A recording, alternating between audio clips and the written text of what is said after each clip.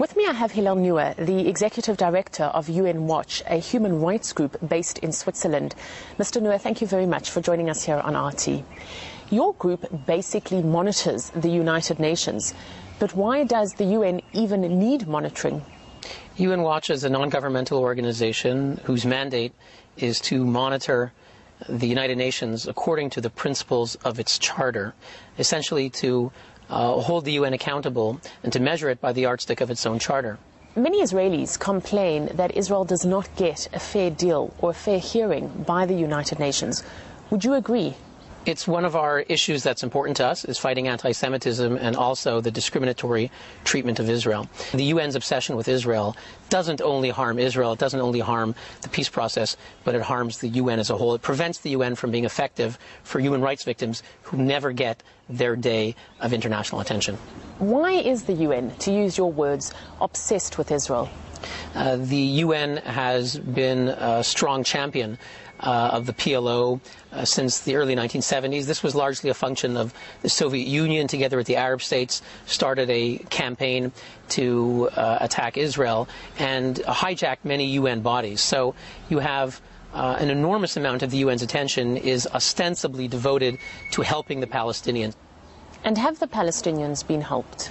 The Palestinians have not been helped. And it was Kofi Annan himself, the Secretary General of the United Nations, in his parting speech to the Security Council, said, what have all the special agenda items and special reports and special sessions on the Palestinian situation ever done to help the Palestinians? And the reality is very little. If you look in the past 30 years of all the resolutions, and at the UN Human Rights Council in Geneva, it's something like 75% of all the resolutions are condemning Israel, ostensibly helping the Palestinians. The reality is the only thing they've done for the Palestinians is encourage a sense that no matter what happens, whatever mistakes they make, whatever terrorism they may support, the UN will always be there to encourage them and make them believe that no matter what, they'll prevail.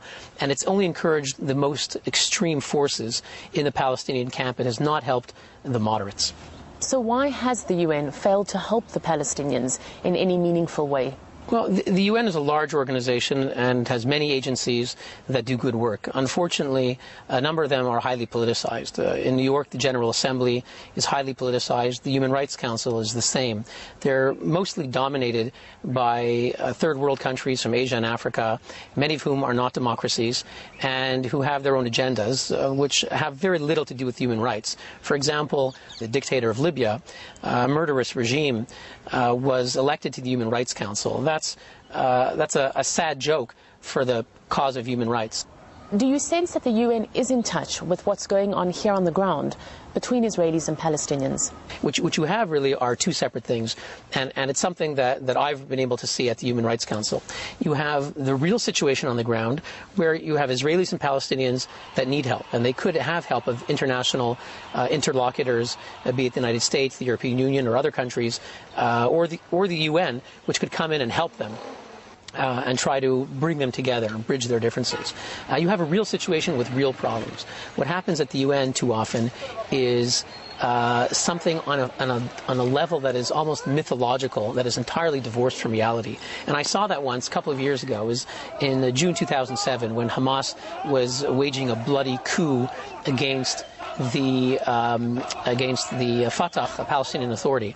And during that time, it was very nasty. Hamas was throwing people off of rooftops. They were shooting people in hospital beds. And all this was happening. Israel, of course, had already withdrawn in the unilateral withdrawal from Gaza. There were no Israeli troops, not a single one in Gaza, had no involvement whatsoever with this conflict. And in my earpiece, listening to what was happening in the UN plenary was they were attacking Israel, condemning Israel for human rights violations. So I think this example captures what happens at the UN, that there are real problems, real people suffering, but the UN is sort of locked into an automatic mode where all they're doing is condemn Israel obsessively. Many Israelis have called for Israel to withdraw from the UN. Would you support such a move? And do you think it's realistic? It's not. That's not a realistic option. Obviously, theoretically, Israel could. I don't think Israel should. And I don't think Israel wants to. And I don't think it's in the interests of Israel or of the United Nations. Israel its creation was sanctioned by the United Nations on November 29, 1947, when the UN called for a Jewish state, That term is used 30 times. It's kind of interesting that the Palestinian Authority has difficulty accepting that. The resolution of the United Nations General Assembly, 1947, 30 times used the word Jewish state.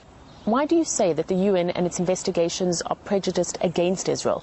What proof do you have? The UN has the right and the duty to hold Israel accountable to its international obligations on a whole range of issues, whether it's the Palestinian issue, whether it's women's rights, whatever it is. Just like every other country, Israel should be held accountable. What we object to is the political hijacking of UN bodies such that they're rendered ineffective to help millions of human rights victims around the world. If we take the example again of the Human Rights Council, now here's a body that is pledged to promote and protect human rights for victims around the world. Yet the fact that in 10 emergency sessions, 7 of them have been on Israel, all of them one-sided, making no reference to Hamas terrorism, to Hezbollah terrorism, and only 3 sessions out of 10 for the rest of the world combined.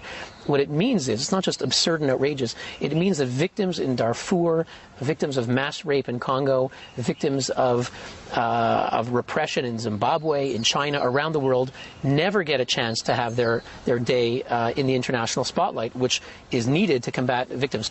Why is Israel still not able to have a rotating seat on the Security Council, whereas countries like Libya, Saudi Arabia, Iran, which have far worse human rights records, are? Israel was never admitted into the regional group that it, by geography, ought to belong, namely the Asian group. Its neighbors, Syria, Jordan, Saudi Arabia, belong to the Asian regional group, but because of the Arab states' objection to Israel, they refused to let Israel join. And so Israel has never been able to join its regional group, Asia. And the result is that many of the elections for important UN bodies occur within the regional groups. There's sometimes an allotment that there'll be X amount of seats for the Asian group, for the European group, for the South American group, and so forth. So Israel was denied access to many significant UN bodies because of this system. 10 years ago, there was an important shift. Israel was admitted into a group which is called Western Europe and Others, the WEOG group, and includes most EU countries, as well as the United States, Canada, New Zealand, Australia, and other liberal democracies. And in the year 2000, Israel was admitted in New York. And therefore, theoretically today, Israel actually could be potentially a candidate for the Security Council. However, a subsequent question arises whether Israel would be elected, and that's far from clear. But it could happen one day that Israel would submit its candidacy and it would be elected to the Security Council. The reality today is that the Islamic states are so zealously opposed to anything that favors Israel, even in the most benign way, that you would have almost 56 states determined to oppose Israel. And many of the dictatorships at the UN automatically oppose Israel. Countries like Zimbabwe, North Korea, and so forth vote with the Islamic states in their campaign.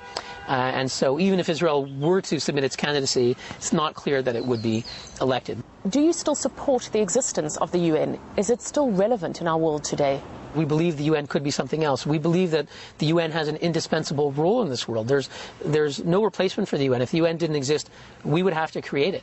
And the UN, when it started in its early years, was very well respected by all countries.